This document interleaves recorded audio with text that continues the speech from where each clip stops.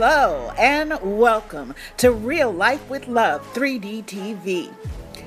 Let's get it cracking with the creator of Agape Intelligence AI, relationship alchemist, four-time international best-selling author, RN, workplace culture expert, and hilarious keynote speaker, Love Alston. That's right, fasten your seatbelt and get ready for raw, real, and hilarious front porch conversations where no subject is politic or safe.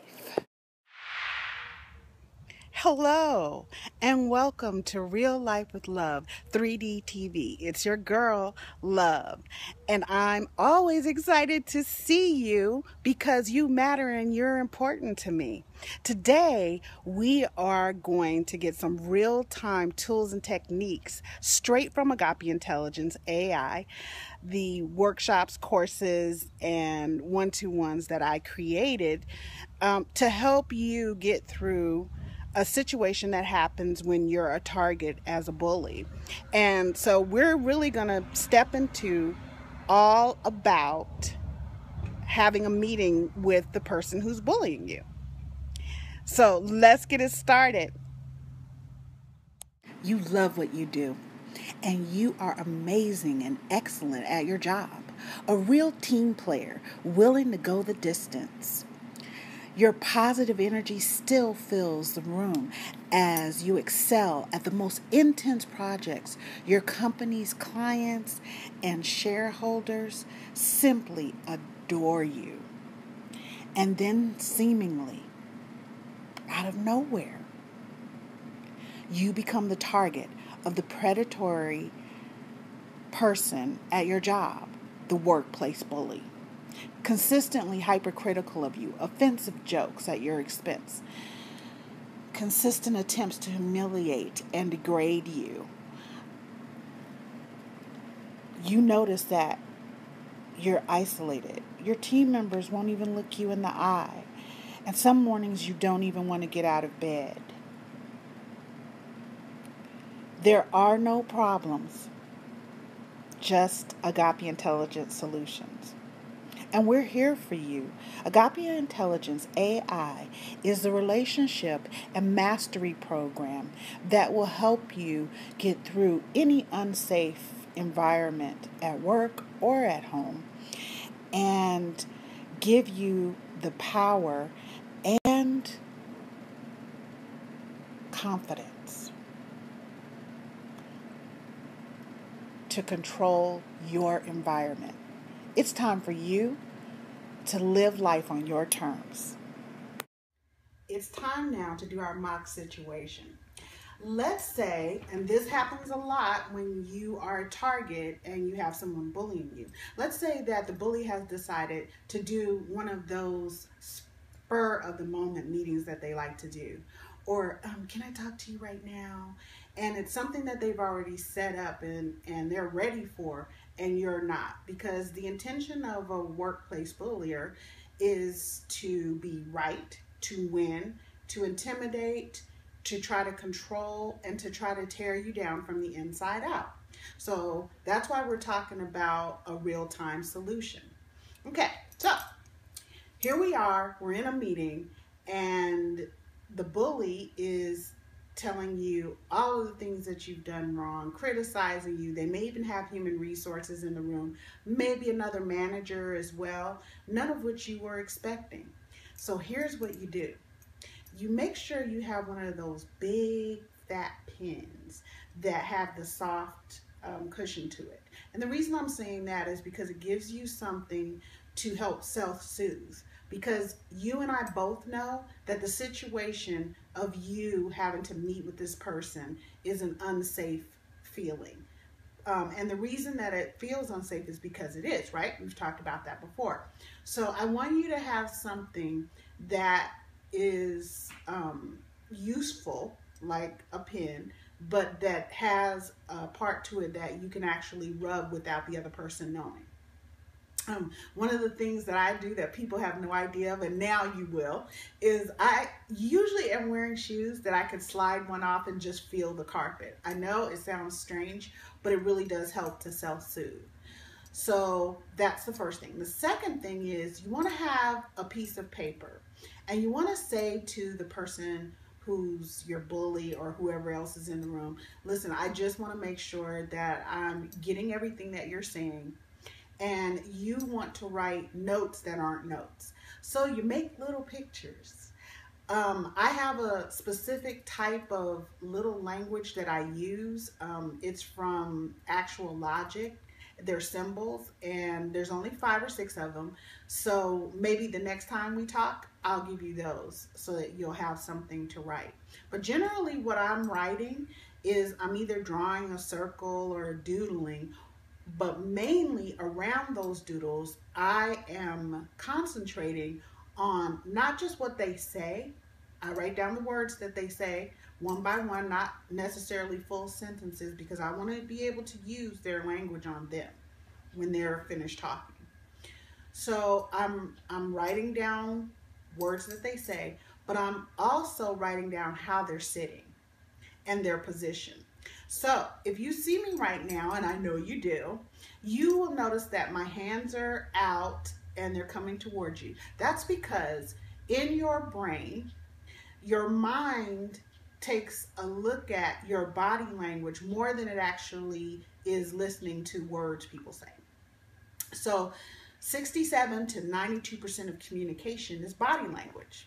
Now, usually what you'll see the other person doing is they'll have kind of flat lips, or if they smile, it won't go up to their eyes, right? It won't be a genuine smile. It'll be contempt. And that's the way your body reads it. The other thing you'll see them do is they'll put their hands on the table, or they'll put something in front of them. And that's usually because people want to either hide something, or, and this is very true too, they can feel intimidated. So they need to put something in front of you and them, whether it's their hands, whether it's some sort of barrier. Now, I learned this from Janine Driver. She has several books, one of which is You Can't Lie to Me. Now, we have a whole lot more techniques and tools when it comes to body positioning and things like that. So I'm only going to give you a few here for yourself. So when you're sitting there and you have your paper, one of the things you want to do is you want to make sure you have an open stance, like one arm behind the chair, because what their mind detects is actually power. And then when you move forward to write, you bring your hand up in a steeple motion, like you're sitting. If you guys ever seen pictures of Malcolm X, he has a picture that's particularly poignant where he has his fingers like this. Anytime you're in a steeple mode or you're putting fingers together up like this, it is a position of power. When you're open like this, this shows that you're relaxed and unconcerned, even though you may not be feeling that way. And it's okay to feel however you feel. And I want to make sure that we are truly using the most powerful person in that room, and that's you. Because you have absolute control over whether you're going to react to something or whether you're going to respond to something. AI works to help you to respond. So we have a sitting stance. We have that you're going to be writing, and when you do, you'll put a finger up like this or a finger like this, because again, that shows power. And really the power is that you're in control of you. And as you're writing, you want to, like I said, write some words that they're actually using, you know, same language, same words that they're using. But you also want to write, you don't have to say sitting or standing or whatever. You want to write open or close or, you know, barrier, okay? That way, when you go back and look at your notes, you can remember exactly what they were doing. Because we tend to get flustered when people are attacking us, because really that's what this meeting is. It's an attack from the bully to you as the target. So we're going to dispel the attack because I'm giving you armor and the tools and weapons to use that will make sure you come out of it with a response and you feel very good about yourself. Because again, the bully is going to try to tear down your self-efficacy, tear down your self-esteem. And we're not going to do that. So here's another thing. While you're in the meeting and the person is talking, you're nodding your head. That does not mean you're assenting to what they're saying. That doesn't mean you're agreeing. And the following words that I'm going to tell you are words that you can use to let them know that you understand what they're saying. Like, I understand what you're saying. Wow, I never looked at it that way. Because maybe you didn't. Because it's so damn crazy, you didn't look at it that way. Oh, that's interesting. So I will say words like that because I'm just letting the person know that I understand what they're saying. It doesn't mean I agree with them. Okay. And remember, on the bully side of it, they feel like they have a need to be right. So if you have that need to be right, which most humans do, oh my God, I am so bad at that. And that's one of the reasons I built AI, is for me to let go of the need to be right. Because when you need to be right, the other person either has to be wrong or they have to agree with you. And that's the bully stance. They feel like, okay, I'm right, you're wrong. And they also feel like they don't have to take responsibility. So one of the words that you use each time that you're talking to the bully is need. You don't tell them what you want, you tell them what you need, okay? Wow, this has been an interesting conversation. I'm gonna need a bit of time to marinate on this. So why don't we hold that thought and come back to this conversation, because it's been very interesting and I want to make sure that I really get it. And I want to make sure that both of us are being responsible for the part that we play, and we're being respectful and showing each other, giving each other dignity here in the workplace. I'm so glad that you were willing to talk to me and to really tell me how you feel. And I'm absolutely interested in making sure that I respect your boundaries. And of course, I'm going to need the same. So I have this date, and this date, because I want you guys, I'm falling out of character over here. Okay, because I want you to already have dates set up that you can come back and talk to them. Okay, so back in character. I have this date, and this date. And if you can let me know if you can meet at certain times during those dates, that would be wonderful. And then once they tell you that, well, I don't think I can, and this and that, okay, well, that's fine. So then this conversation ends now. Thank you so much for allowing me to be here with you as you spoke from your feelings. And let's all have a great day, and then get up and walk out.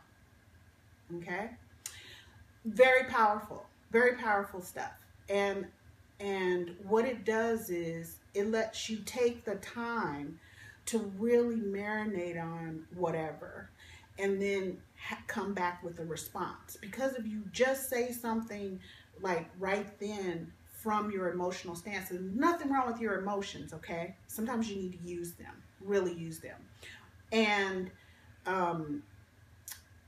I want you to be able to decide whether you're going to use your emotions or you're going to use your emotions. So you can choose to act on your emotions, or you can choose to act opposite. Thank you for joining us today here at Real Life with Love 3D TV. And I know that if you practice what we spoke about today, oh my gosh, you are going to feel so great when you're dealing with your bully. And they are going to come to understand that they can't just terrorize you or bring you down or whatever. Because the point, in fact, is they're the one with the problem, not you. And I know they're trying to help you to feel some kind of way about yourself and to really doubt yourself. And I want you to know that you matter and you're important. You're doing a great job. And I'm so very proud of you.